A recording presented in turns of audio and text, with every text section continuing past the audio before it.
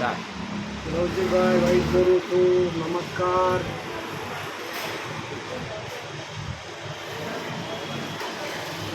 મિત્રો, આજે હું મારો પરિચય આપું છું તમને. આજે કોઈ આયુર્વેદિક વિડીયો નથી મૂકવાનો. તો હું એક ખેડૂત છું. અમારા બાપ દાદાની ખેતી અમને વારસાઈમાં મળેલી છે. અને મારું મૂળ ગામ અમરેલી જિલ્લો ખાંભા ગીર પંથક. અમારું ગામ પર્વતમાળાઓની વચ્ચે આવેલું છે. અને અમારા ગામમાં સીમમાં સિંહો, દીપડા, નીલગાયો એટલે કે રોજ, શિયાળ, જંગલી જાનવરો અમારા ખેતરમાં દિવસે પણ જોવા મળે. અમારે પાણી ખેતરમાં જતું હોય તો સિંહ પાણી પીવા આવે, જાનવરો પાણી પીવા આવે. એના માટે અમે વ્યવસ્થા પણ કરેલી છે. અને બહુ રળિયામણું છે. બહુ એમ લાગે કે બસ અહીંયા જ રહેવું એવું બધું રળિયામણું છે. મારે 100-200 આંબાના ઝાડ છે, આમના પેડ છે, સીતાફળી છે, ચીકુ છે, દાડમ છે, જામફળના ઝાડ છે, નાળિયેરી છે. વાડીએ સુંદર મજાનું મકાન છે. 5-15 માણસો આવ્યા હોય તો જમવું, સારું રહેવું બધું મેં કામ બનાવેલું છે. એ સિવાય અમારી ખેતીમાં સિંગ, બાજરી, જુવાર, મકાઈ, ધાણા, જીરું, તુવેર એ બધું પાકે છે. અને અમારું જે ગામ છે એને ઇકોઝોન જંગલ ખાતાએ જાહેર કરેલું છે. તો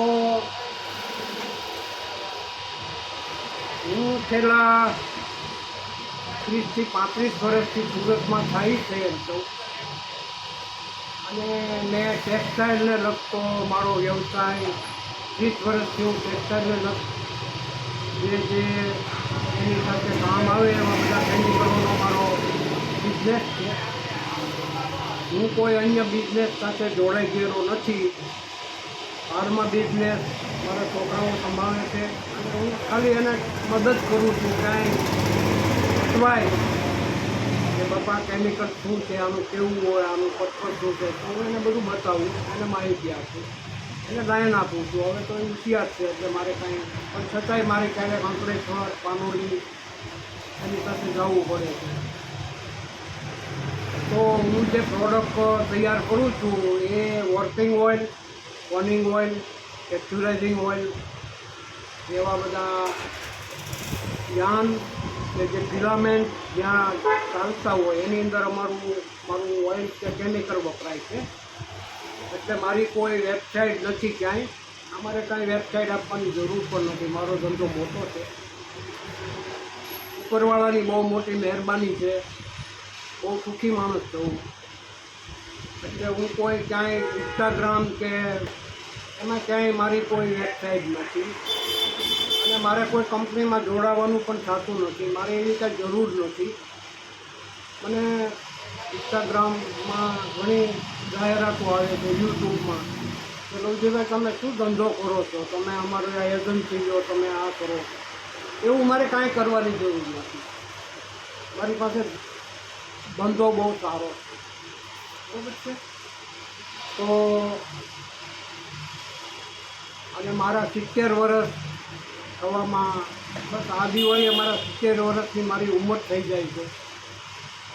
અને મારી પાસે બધી સુવિધાઓ છે, સગવડની તમામ વસ્તુઓ છે, ગાડીઓ છે, 2-3 ફોર વ્હીલો છે.